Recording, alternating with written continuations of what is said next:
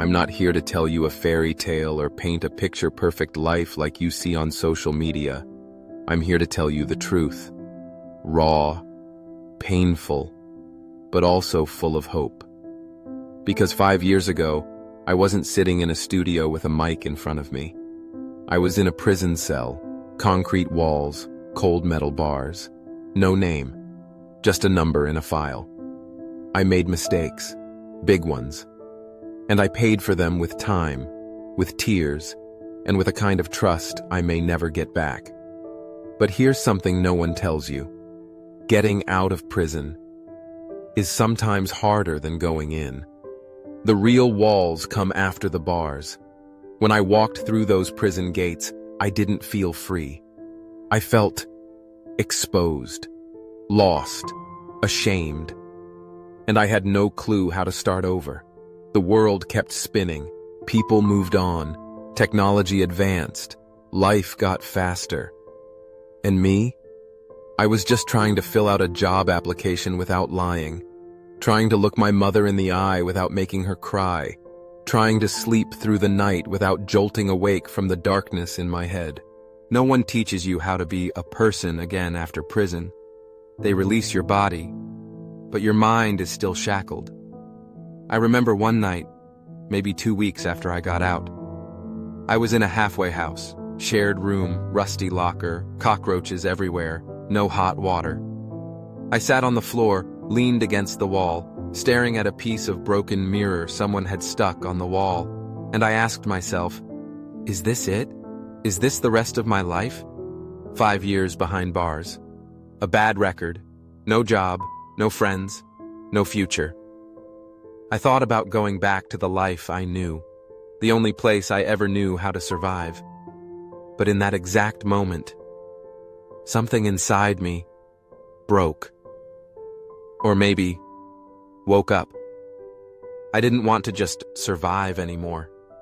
I wanted to truly live. Starting over with nothing but the will to try. I began with small things. I volunteered at a local community center, the only place that didn't ask about my past. All they asked was, "Can you sweep the floor?" So I swept, every day. Then an older guy, he'd done 10 years himself, told me about a free construction class. It wasn't glamorous. You had to be there at 6 a.m., heavy lifting, sweat and sore muscles. But for the first time, I felt like I had purpose. 3 months in, I built my first wall. 6 months later, I landed a temp job. 9 months after that, I got off probation. I started making money with my own 2 hands.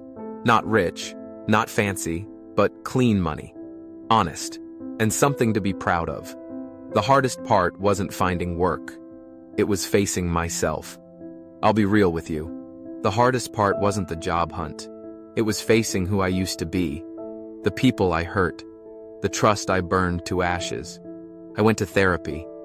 Yeah, you heard right. A former drug dealer sitting on a couch talking about childhood abandonment. Weird? Maybe. But necessary? Absolutely. Because you can't build a new home on a rotted foundation.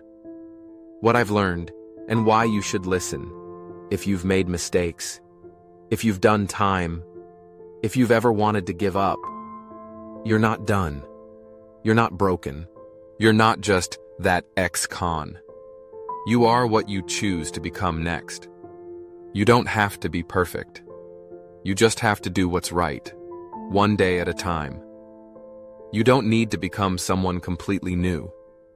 You just need to become the best version of who you were meant to be, before your past got in the way. 5 things I wish someone told me sooner. Forgive yourself, not because you deserve it, but because without it, you'll never heal. Start small. Show up on time. Discipline rebuilds self-respect. Not everyone will give you a shot, but you can give yourself one. Stay away from people who only see your past. Stick close to those who see your effort. You'll mess up again. That's not failure. That's progress. Keep going.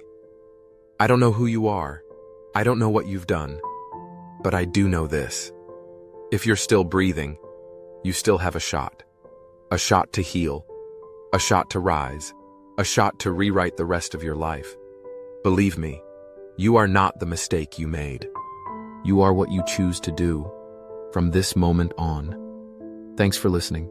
If this story touched you, share it. Someone out there needs to hear it too. And if you're starting over, I'm walking this road with you.